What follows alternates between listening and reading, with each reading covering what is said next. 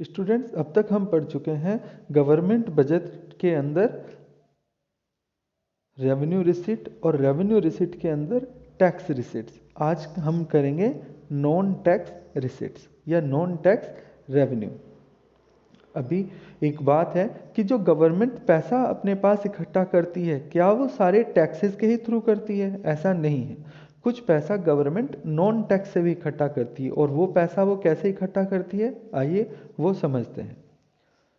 सबसे पहले तो ये देखें, नॉन टैक्स रिसिट के अंदर हम क्या लिख सकते हैं? It refers to the receipts of government from all other sources than tax receipts. यानी टैक्स रिसिट्स को छोड़कर जितने भी सोर्सेज हैं गवर्नमेंट के, वो सारे के सारे नॉन टैक्स रिसिट्स या नॉन टैक्स रेवेन्यू में आते हैं।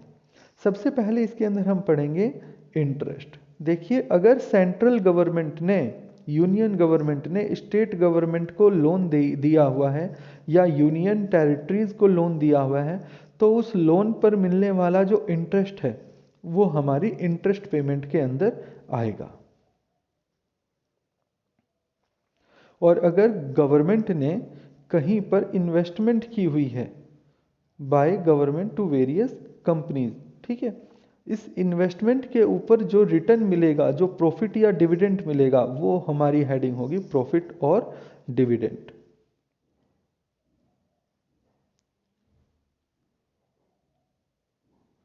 देखिए, एक पेमेंट है हमारे पास फी। हम अगर गवर्नमेंट से कोई सुविधा लेते हैं, एक सिंपल सी बात है, अगर हम गवर्नमेंट के पास जाके अपना बर्थ सर्टिफिकेट बनवाते हैं, अगर हम गवर्नमेंट के किसी ऑफिस से, अपना आरटीओ ऑफिस से अपनी बाइक निकलवाते हैं, अपनी कार निकलवाते हैं, उसके बदले में हमें कुछ फीस का पेमेंट करना पड़ता है। तो कुछ फैसिलिटी लेने के बदले में जो गवर्नमेंट को हम चार्जेस प्रोवाइड कराते हैं in exchange of some services, ठीक है, that charges are known as fees.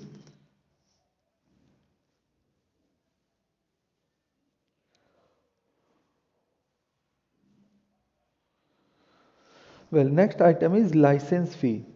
देखिए, कई बार कुछ काम करने के लिए हमें गवर्नमेंट से परमिशन लेने की ज़रूरत होती है, जिसे हम जानते हैं लाइसेंसिंग के द्वारा।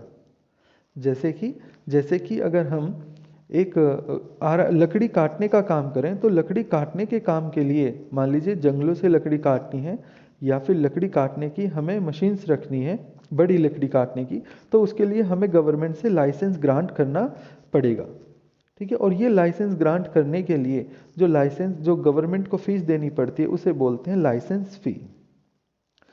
कई बार टैक्सेस को छोड़कर भी गवर्नमेंट हमारे ऊपर फाइन और पेनल्टीज लगाती है, जैसे कि हेलमेट ना पहनने पर और अब मास्क ना पहनने पर। इस तरह की से जो पेमेंट होती है उसे हम बोलते हैं फाइन्स एंड पेनल्टीज। एक बड़ी इंपॉर्टेंट टर्म है और एग्जाम में पूछी गई है, एस्चीट्स। देखिए, अगर कोई पर्सन अपनी प्रॉपर्टी का कोई लीगल हायर या विल छोड़े बिना मर जाता है, यानी कोई अपना उत्तराधिकारी छोड़े बिना या वसीयत छोड़े बिना मर जाता है, इस कंडीशन में गवर्नमेंट इस पूरी की पूरी प्रॉपर्टी की मालिक बन जाती है और इसे अंडरटेक कर लेती है, और इससे जो इनकम होती है उस इनकम को हम बोलते हैं एस्चीट्स, ठीक है। Seventh is the gift and grants from international organisation और फ्रॉम फॉरेन गवर्नमेंट और फ्रॉम इंडिविजुअल्स। कई बार कुछ ऐसे बड़े लोग हमारे देश में आते हैं और वो लोग यहाँ पे गवर्नमेंट को अनुदान देकर चले जाते हैं, ठीक है, ग्रांट्स देकर चले जाते हैं, जैसे कि इंडिया में बिल गेट्स का आना, मार्क जुकरबर्ग्स का आना, ठीक है। तो इस तरह से जो पेमेंट होती है उसे हम गिफ्ट और ग्रांट्स बोलते हैं। Next one is the फॉरफीचर्स।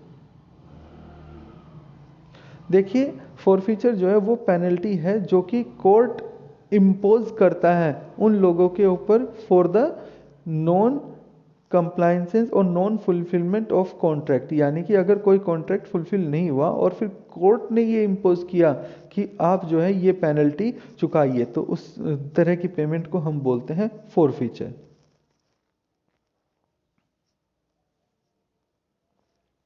और कई बार गवर्नमेंट जो है स्पेशल टाइप्स के टैक्स लेती है, जिसे बोलते हैं स्पेशल असेसमेंट।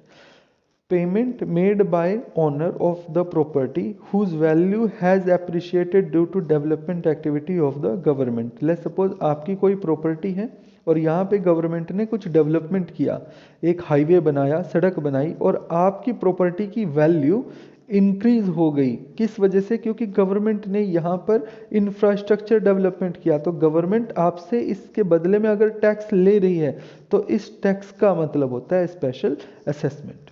तो ये हमारी कुछ पेमेंट्स थी, कौन सी? Non tax payment. और यहाँ पे हमारा रेवेन्यू रिसिट्स कंप्लीट होता है।